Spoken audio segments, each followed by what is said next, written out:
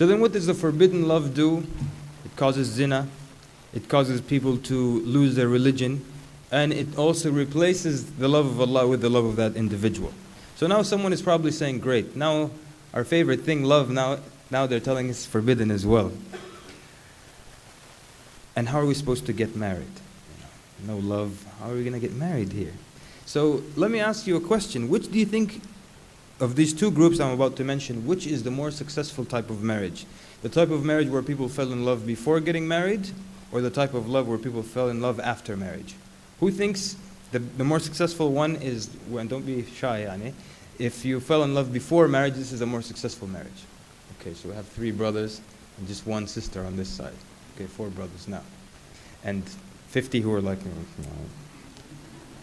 Okay, so, and who thinks that? Obviously the rest, I will assume, they think that the other type, where the love happens after marriage, is the more successful, and you are correct.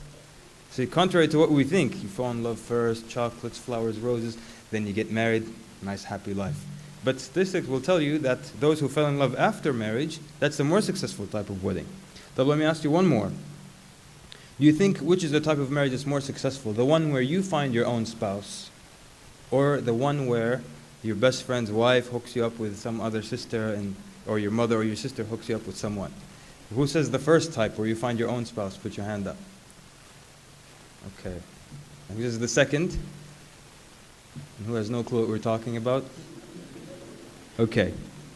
And the truth is, the second type, where someone hooks you up with someone, where there's a hookup.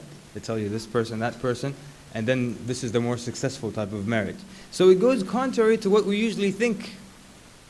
And why is it that it's usually the opposite? Because we live in a world of exaggerated romance. And coming from Sudan, being very unromantic myself, I'm the right person to speak about exaggerated romance. Everything is full of so much romance. And by the way, there are studies by Western scholars on this issue, that it's too much and it's unrealistic, the type of romance we hear about.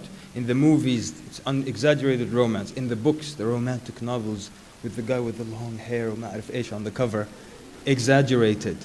And in the music, and of course music, not only does it exaggerate romance, but most of the time it's praising. When music talks about love, is it talking about the wife? When Puff Diddy talks about I love you, is he talking about his wife? He's talking about some foreign woman.